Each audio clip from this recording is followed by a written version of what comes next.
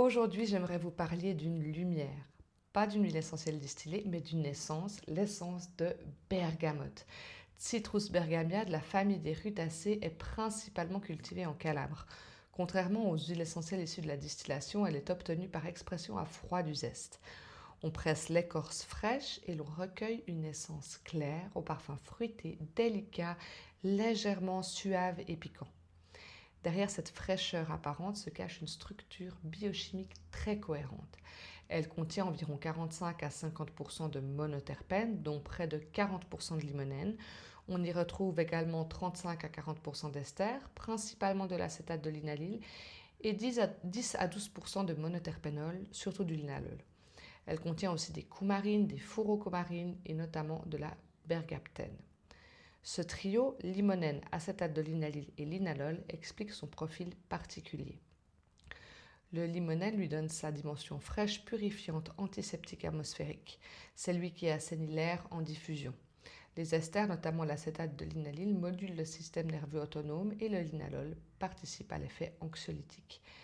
La bergamote n'est donc ni simplement stimulante, ni seulement calmante. Sur le plan nerveux, elle est décrite comme relaxante, apaisante et régulatrice. On l'utilise dans les états d'anxiété, dans les troubles du sommeil et dans certains états dépressifs légers. La littérature parle même d'un effet benzodiazépine-like, c'est-à-dire qu'elle agit par modulation des voies GABAergiques, mais sans provoquer de sédation ni d'accoutumance. Elle ne coupe pas l'émotion, elle l'apaise et la rééquilibre. Ce qui est intéressant, c'est qu'elle peut aussi, chez certaines personnes, devenir légèrement euphorisante. Elle allège, elle redonne de la lumière. Son action ne se limite pas au système nerveux. Sur le plan digestif, elle agit comme un antispasmodique et facilite la digestion, notamment lorsque le stress perturbe le transit ou crée des tensions abdominales. Sur le plan cardiovasculaire, elle participe à la régulation de la tension artérielle et apaise certaines palpitations d'origine nerveuse. Les coumarines qu'elle contient contribuent à cet effet. En diffusion, sa richesse en monoterpènes en fait une excellente antiseptique atmosphérique. Elle purifie l'air tout en soutenant l'équilibre émotionnel. Peu d'essences conjuguent si bien hygiène et harmonie.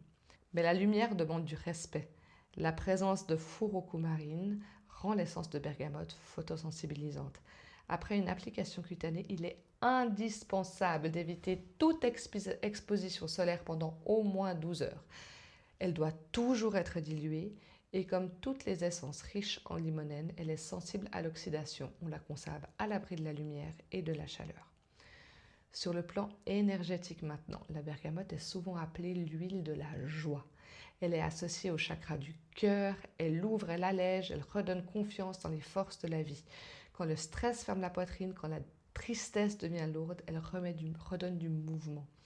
Scientifiquement, nous parlons de modulation neurovégétative. Énergétiquement, nous parlons d'ouverture du cœur. Deux langages pour décrire un même phénomène d'équilibre. La bergamote n'est pas seulement un agrume lumineux, c'est une essence structurée, précise et profondément régulatrice. Si cette approche scientifique et sensible de l'aromathérapie te parle, n'hésite pas à liker et abonne-toi à la chaîne.